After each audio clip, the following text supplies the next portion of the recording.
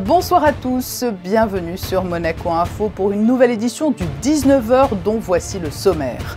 La présentation officielle du portail Monaco Santé. Comment ce nouvel outil digital fonctionne-t-il? À qui est-il destiné? Explications détaillées à suivre. Dans cette édition, nous nous rendrons également à Nice où un programme éducatif numérique monégasque vient d'être intégré aux enseignements dispensés dans une école primaire du centre-ville. Intitulé MyClass, il est déjà utilisé en principauté où il a fait ses preuves. Avec l'assouplissement des mesures sanitaires, un secteur retrouve des couleurs. L'événementiel a été lourdement impacté par la crise Covid. Ces professionnels vont pouvoir reprendre pleinement leurs activités. Nous serons avec la gérante du CATS Group Monaco. Odile Quéré nous expliquera les problématiques auxquelles elle a dû faire face et comment elle entrevoit les semaines et mois qui viennent pour son secteur. Rien n'est perdu avant d'être joué, mais la tâche ne va pas être simple pour l'AS Monaco FC. Avant d'affronter le PSG dimanche en Ligue 1, les footballeurs monégasques vont devoir batailler jeudi face à l'équipe de Braga pour décrocher une place en quart de finale de la Ligue Europa après avoir encaissé 2 buts à l'aller. L'ancien joueur et désormais consultant TV Michael Landreau nous dira comment il analyse la situation actuelle du club. Et puis il était sur scène au Grimaldi Forum hier soir. Nous entendrons Patrick Timsit qui a ouvert l'édition 2022 des Sérénissimes de l'humour.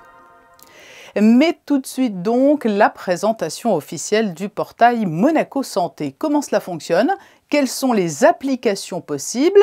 À qui est-il destiné? Frédéric Elion vous dit tout sur cet outil digital.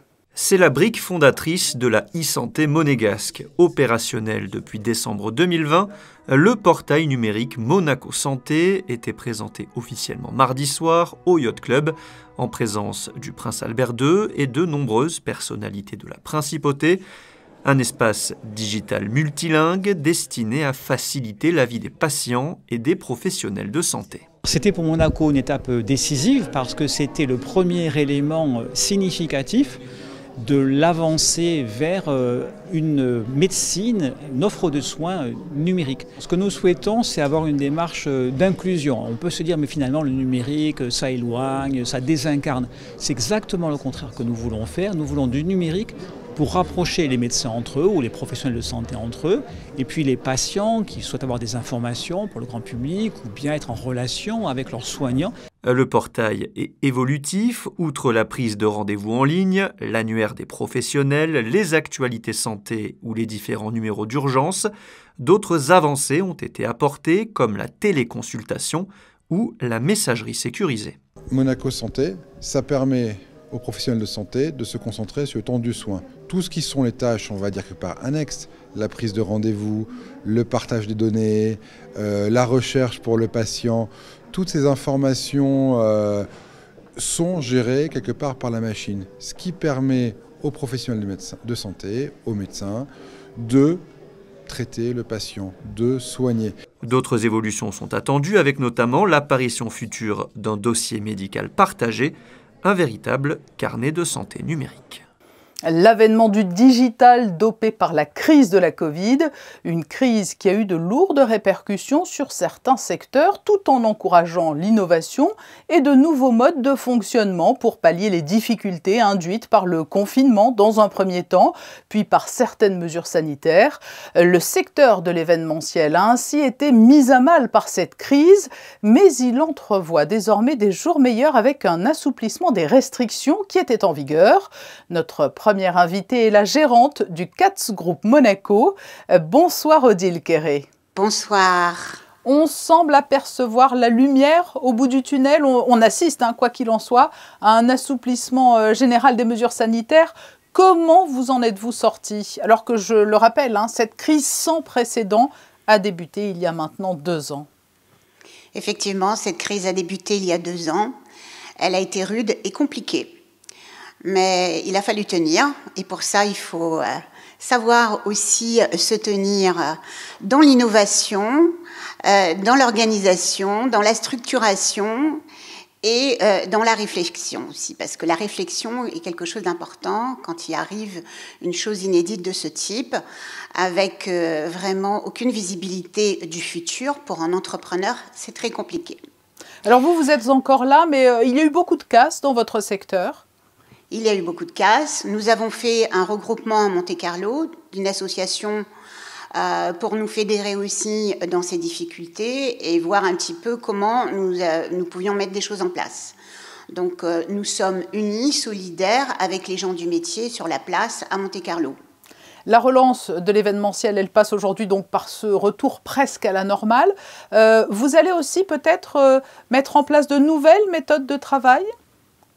Bien évidemment. D'ailleurs, une de mes structures qui s'appelle Harmonisance, qui est d'appositionner le bien-être dans l'entreprise et a beaucoup d'atouts aussi dans cette évolution et dans cette mise en place, puisque nous avons créé un catalogue aussi de formations post-Covid pour aider les gens à justement passer ce cap et à retrouver des cohésions d'équipe, parce qu'avec le télétravail, l'isolement, etc., il y a beaucoup de choses à restructurer, à mettre en place. Et le bien-être dans lequel je suis imprégnée depuis 4-5 ans est un atout aussi pour ce redémarrage. Et d'un autre côté, l'assouplissement des mesures sanitaires va peut-être aussi être particulièrement bénéfique pour l'organisation d'événements de petite taille ou même de moyenne taille, type cocktail ou autre ? Alors, bien entendu, là j'ai fait un sondage et apparemment il y a 85% des personnes sur un sondage de 100 personnes qui sont qui ont cette envie de reprendre et de refaire des événements. Donc déjà ça, pour moi, c'est une bonne chose. Parce qu'il y a cette envie, avec ces réductions donc, de conditions sanitaires qui ont quand même été très difficiles et compliquées, de pouvoir recommencer à faire des événements. Donc il y a cette envie réelle à 80%, et pour moi c'est un bon point. Mais est-ce que la clientèle vous demande peut-être des événements différents pour répondre à une volonté d'innovation qui fait suite à cette crise sans précédent et peut-être aussi pour conserver certains réflexes de prudence dans le doute ? Bien évidemment, ces conditions sanitaires, elles ne peuvent pas disparaître du jour au lendemain. Donc, il faut quand même les assouplir, mais les assouplir d'une certaine façon. C'est-à-dire que ça fait partie de notre vie pendant 2 ans, et aujourd'hui, il va falloir apprendre à s'en défaire et voir les choses autrement. Mais bien évidemment qu'on est obligé de voir les choses différemment, parce que ça nous a apporté à réflexion. C'est quelque chose d'inédit que nous avons vécu et qui, aujourd'hui, annonce des comportements aussi dans le travail, des comportements dans l'événement différents. Vous dirigez donc une société d'événementiel, mais vous avez aussi été la première à proposer à Monaco un système de business center. Depuis, la formule a fait ses preuves. C'est un business en plein boom et qui s'épanouit particulièrement bien à Monaco, où les espaces professionnels, on le sait, sont denrées rares. Aujourd'hui, ça représente 11% du tissu économique, les activités qui sont hébergées dans les centres d'affaires. Mais la crise de la Covid n'a pas freiné cet essor avec le télétravail et l'envie peut-être d'être moins partageur en termes de bureaux ? Eh bien non, au contraire. Au contraire, parce que les gens avaient besoin quand même de se voir, de dialoguer, de communiquer malgré tout. Mais non du tout, puisque nous continuons à avoir des demandes de création de structures et que les gens sont favorables à pouvoir domicilier leurs activités dans des centres d'affaires. Voilà donc une note d'espoir qu'il s'agisse de l'activité événementielle ou de l'activité Business Center. Merci Odile Quéré, gérante du Katz Group Monaco, d'avoir été notre invitée. Merci beaucoup, très bonne soirée à vous. Le prince Albert II s'est rendu hier à Nice pour la présentation de l'outil pédagogique MyClass. Né en principauté, ce support numérique permet aux enfants d'apprendre les spécificités de la langue française. Nice est d'ailleurs la première ville de France à intégrer ce programme à son enseignement. Julia Vial et Jean-Alexandre Dordet sont pour l'occasion retournés à l'école. Ce jour-là, un air de principauté résonnait dans les rues niçoises, plus précisément au sein de l'école Ronchaise. Le prince Albert II a fait l'honneur de sa présence lors de la présentation de MyClass. Ce nouvel outil innovant Made in Monaco propose des contenus pédagogiques ludiques, Une idée qui est venue d'un papa pour aider son fils. J'avais été convoqué par un professeur et elle m'avait dit s'il n'a pas ses fondamentaux avant de passer au collège, il va avoir de grandes difficultés. Et quand je suis rentré pour un petit peu lui parler de ce rendez-vous que j'ai eu avec son professeur, il regardait un dessin animé. Et j'étais lui parler, je l'ai appelé, il ne m'a pas répondu. J'ai dû me mettre devant lui pour lui faire comprendre d'arrêter. Il m'a poussé, il me fait attends, regarde la fin de ce dessin animé. Il m'a raconté tout le dessin animé. Si on arrive à concentrer nos enfants comme ça, mais en cours, on a réussi à les intéresser, à apprendre la grammaire. Cet outil d'apprentissage monégasque a en tout cas déjà été adopté par les élèves de la Principauté. Ils apprennent en s'amusant. Et en même temps, ça les déstresse parce que la grammaire, c'est pas ce qu'on aime le plus. Hein, c'est plutôt rébarbatif et soporifique. Tandis que là, on arrive à captiver leur attention. MyClass a aussi incontestablement captivé la ville de Nice. 15 écoles vont participer à cette expérimentation, une première en France. Surtout que j'aurais été, au fond de moi-même, un peu vexé qu'une autre ville de France prenne l'initiative ou se la voie proposée par la Principauté avant Nice. Les relations entre Nice et Monaco ont toujours été étroites. Cette expérimentation éducative en est une preuve de plus. C'est un très beau symbole de coopération et d'entraide mutuelle en matière éducative, mais aussi, comme vous savez, dans bien d'autres domaines encore. La présentation de MyClass fut surtout un moment de partage particulier entre ses élèves et le prince Albert II de Monaco, qui leur a confié qu'il s'agissait de sa toute première visite dans une école niçoise. Alexandra Pani nous rejoint pour développer ensemble les autres informations du jour, à commencer par les 3 coups mardi soir des Sérénissimes de l'humour. Bonsoir Patricia, bonsoir à tous. On démarre cette chronique avec une bonne dose d'humour. Patrick Timsit était sur les planches du Grimaldi Forum mardi soir en ouverture des Sérénissimes de l'humour pour ce qu'il appelle ses adieux. Une dernière tournée qui offre un thème selon lui extraordinaire à jouer. Un dernier pas de 2 avec son public. On l'écoute au micro d'Anaïs Rieu. Je vais aller chercher cette complicité dont j'ai besoin, puisque je danse pas seul, je danse à 2, et c'est à lui que je dis adieu. Donc je vais m'adresser, et c'est le thème du spectacle. Ce sont les 10 bonnes raisons d'arrêter, puisqu'on ne me croit pas. Ok, très bien, je vous donne là tout de suite 10 bonnes raisons d'arrêter, et j'énumère les 10 bonnes raisons d'arrêter. Il y avait une psychologue qui disait que on dit jamais adieu par hasard, c'est pour entendre reste, sinon on s'en va. Donc voilà, les gens disent ah mais non, on ne croit pas, non, on vous croit pas. Tant mieux. Je suis content que les gens ne me croient pas, mais c'est vrai. Le dernier vraiment, l'avenir nous le dira. Et dans le public pour cette première du festival, le prince souverain a tenu à être présent. Ce mercredi, c'était au tour de Caroline Vigneault de monter sur scène. Jeudi soir, ce sera Jean-Luc Lemoyne, puis un plateau multi-artiste pour vendredi. Et pour finir, avec un habitué des Sérénissimes, Roland McDan, samedi. Restons au Grimaldi Forum, mais pour une parenthèse musicale cette fois. Oui, il s'agit de la nouvelle programmation des First Day Live Session. Le 24 mars, ce sera une soirée New Soul créole avec le groupe Dowdelin, une musique créole conjuguée au futur. On en écoute un extrait. Si mes love, yo la chaque montée, si mes love, la peine pas vaut, si mes love, yo la chaque montée, si mes love. Un patchwork coloré, rafraîchissant Patricia. Si vous voulez les découvrir, c'est le jeudi 24 mars à partir de 18h30 à l'espace Indigo du Grimaldi Forum. Autre concert et qui recherche celui-là, sa première partie. Oui, le MC Summer Concert est de retour pour une 2e édition le 8 juillet à l'espace Léo Ferré. Un appel à candidature a été lancé pour trouver de jeunes artistes locaux pour assurer la première partie de ce concert gratuit et réservé aux jeunes de la Principauté, on le rappelle. Pour l'heure, l'artiste vedette choisi reste encore secret, mais en 2019, rappelez-vous, pour la première édition, le DJ Kungs avait enflammé la Salle des Étoiles. Si vous êtes intéressé, vous pouvez postuler jusqu'au 17 avril. Voilà pour le volet culturel. Vous allez nous dévoiler à présent le programme de la nouvelle édition des Rencontres de la mobilité durable, Alexandra. Ever Monaco sera de retour à l'espace Fontvieille du 27 au 29 avril, mais le programme a d'ores et déjà été dévoilé. Pour cette 17e édition, les traditionnelles tables rondes seront organisées autour de la mobilité douce et de la transition énergétique. Vous pourrez retrouver cette année encore de nombreux exposants et réaliser des essais gratuits de véhicules tournés vers l'avenir.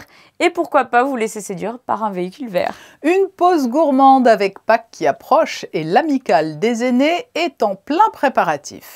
Oui Patricia, l'amicale des aînés monégasques rappelle à ses membres que la distribution des friandises de Pâques se déroulera le mardi 12 avril au foyer Régnier 3 de 14h30 à 17h. Attention, pour en bénéficier, les cartes de membres doivent être à jour. Si vous êtes concerné, vous pouvez le faire tous les mardis entre 15h et 17h. La page sport de ce journal, l'AS Monaco FC est au pied du mur en Ligue Europa. Les footballeurs monégasques accueilleront demain soir l'équipe de Braga au stade Louis II. Et le contexte n'est pas des plus sereins puisqu'en quelques jours, le club a vu s'envoler la Coupe de France, a été battu par Strasbourg en Ligue 1 et a pris 2 buts au match aller au Portugal. Avant d'entendre l'avis de l'ancien footballeur et consultant Michael Landreau, je vous propose d'écouter le coach Philippe Clément cet après-midi en conférence de presse. Quand les circonstances ne sont pas avec nous, on ne peut pas réagir, on ne peut pas changer les choses. Et ça, nous avons besoin des joueurs qui sont des gagnants, qui, quand les circonstances ne sont pas idéales, ne sont pas parfaites, qu'on réagit, de faire le maximum et faire le maximum pour gagner ce match. Et ça sont les choses que je veux voir demain. Mais on doit être convaincu de prendre les moments et d'être avec beaucoup d'envie pour être décisif. Philippe Clément qui espère donc un sursaut mais qui a confiance en son équipe. Il faut dire que la mission n'est pas impossible mais elle sera très compliquée. Qu'en pense l'ancien joueur Michael Landreau, aujourd'hui consultant pour Canal+. Réponse tout de suite. Bonsoir. Bonsoir. Alors il y a 15 jours de cela, Monaco était encore engagé en Coupe de France, toujours potentiellement européen en championnat de Ligue 1 et en 8e de finale de la Ligue Europa face à un adversaire que l'on disait largement prenable, Braga. Depuis, la Coupe de France s'est envolée, merci Nantes. Monaco est tombé face à Strasbourg en Ligue 1 et quant à Braga, eh bien, l'équipe portugaise nous a éloignés des quarts de finale. Comment analyser cette baisse de régime et ce mauvais enchaînement de résultats ? Je m'attendais à ce que Monaco fasse une deuxième partie de saison plus conséquente, à l'image de ce qu'ils avaient produit l'année dernière. Après, il y a eu des changements. Hein. Dès que tu changes un entraîneur, surtout en intersaison, c'est compliqué parce qu'on sent qu'il y a un nouveau cycle qui peine à redémarrer. Et pour le coup, ça a été plutôt une très grosse surprise de ma part de voir Nikola Kovac partir. Parce que moi, aujourd'hui, dans ma lecture, je trouve que sportivement parlant, je ne comprends pas du tout ce choix-là. Maintenant, après, je n'ai pas les tenants, les aboutissements d'un choix comme ça. Sauf que de ce qui se dégage de l'équipe, je trouve qu'il n'y a pas la même énergie. D'un autre côté, certains pointent du doigt le recrutement aussi. Le mercato d'hiver qui n'a peut-être pas donné lieu à des recrues de poids. Après, les uns et les autres vont se repousser les responsabilités, comme souvent. Moi, j'observe juste ça. Après, je trouve qu'il y a suffisamment de qualité pour avoir des meilleurs résultats à Monaco. Ce qui est dommage, c'est le deuxième but encaissé à Braga. Ceci étant, ça me donne de l'espoir quand même parce que je trouve que 2-0, ça ne représente pas le match. Je trouve que les Monégasques auraient dû revenir avec un meilleur résultat au vu de la prestation et du match. Donc, je me dis que c'est une possibilité de renverser Braga. Alors justement, on sait que dans le sport, rien n'est jamais vraiment joué. Vous pensez que Monaco peut remonter ces 2 buts, cet handicap, et en plus à domicile? S'ils réussissent le match parfait, et notamment en termes d'efficacité, s'ils arrivent à marquer rapidement, s'ils concrétisent leur opportunité, je pense que ça peut être un match qui peut s'emballer, un match de folie spectaculaire. En tout cas, je pense qu'il y aura des ouvertures pour que Monaco renverse Braga. Ce matin, le manager du club, Paul Mitchell, dans la presse locale, pointait du doigt l'attitude des joueurs, notamment après le match face à Strasbourg, perdu 1-0 dimanche. Donc, il pointe des doigts les joueurs qu'il a recrutés ou qu'il souhaite, et il pointe des doigts le nouvel entraîneur et les décisions qu'il a prises en accord avec sa direction. Oui, donc vous pensez qu'il y a peut-être effectivement de plus grandes réflexions à initier au sein du management. À un moment donné, la motivation naturelle des joueurs, elle est parce que l'on crée dans l'environnement au quotidien. Et moi, je ne me suis jamais retrouvé dans une situation où les joueurs n'avaient pas envie de gagner un match. Je ne me suis jamais retrouvé dans une situation où les joueurs, ils avaient volontairement, ils n'avaient pas d'envie ou pas. Non, c'est un contexte, un environnement qui fait qu'on est motivé ou on n'est pas motivé. Et puis après Braga, dimanche, il y aura l'affrontement avec un club que vous connaissez bien, le PSG. Un club qui lui aussi est quelque peu malmené, malgré sa belle ossature. Oui, il est clairement malmené parce qu'il a perdu le trophée des champions, il est éliminé en Coupe de France, il est éliminé en Ligue des champions. Et en fait, il est clairement malmené parce que les résultats ne sont pas du tout à la hauteur de l'investissement, des projets, de l'ambition. Après, c'est un club qui est sur une autre planète aujourd'hui et qui a des problèmes parfois un peu différents de Monaco, même si je pense que la gouvernance a une responsabilité sur ce qui se passe ou ce qui ne se passe pas. Une nouvelle fois, mais est-ce que Monaco a ses chances face aux Parisiens? Alors, Nice l'a fait il y a 2 journées. Aujourd'hui, quand j'observe Monaco, je trouve que ça sera très difficile. Mickaël Landreau, avant de conclure, parlons de votre actualité et de votre avenir plus précisément. Vous êtes très impliqué dans le projet de rachat du club de Nantes. Vous êtes commentateur aussi. Vous pourriez très bien être appelé en tant que coach. Où va votre cœur? Où vont vos préférences aujourd'hui entre ces 3 exercices? Aujourd'hui, ma préférence, ça va clairement vers le collectif nantais. Puisque je me suis mis entre guillemets à leur disposition et en fait pendant 2 ans et demi je me suis mis à leur disposition pour travailler justement sur un projet de fond sur oui, le collectif nantais, c'est ce collectif qui travaille ensemble à la reprise du club. Oui, tout à fait, et c'est avec des entrepreneurs, c'est avec des anciens joueurs et on est en train de travailler à la fois sur un système actionnarial innovant qui respecte un enracinement local tout en étant très ouvert vers l'extérieur pour du développement, bien évidemment, et aussi en train d'écrire l'enjeu d'un club de foot dans sa société, dans son territoire, parce que j'estime qu'il doit d'abord être fort dans son territoire et dans son environnement pour pouvoir briller au niveau national ou au niveau international. Donc, je suis passionné par ce que je fais. C'est impossible de ne pas s'engager pour moi et de la faire à l'envers aux gens, tout simplement. Mickaël Landreau, merci d'avoir accepté notre invitation et de nous avoir livré votre analyse de la situation actuelle de la SMFC. Merci à vous. Coup d'envoi du match face à Braga en Ligue Europa, jeudi soir à 18h45 au Stade Louis II. Ce journal ne serait pas tout à fait complet sans les prévisions météo pour la journée de jeudi, Alexandra. Oui Patricia, je n'ai pas de bonnes nouvelles, les nuages sont bel et bien de retour. Il faudra donc vous attendre à un ciel très gris ce jeudi. Les températures seront-elles agréables avec 17 degrés pour l'après-midi et nous fêterons la Saint-Patrice. Oui, et la Saint-Patrick pour les Irlandais, mais aussi la Saint-Patricia pour être tout à fait complet. Demain à 19h, vous aurez rendez-vous avec le tandem Émilie Rousseau, Frédéric Hélion.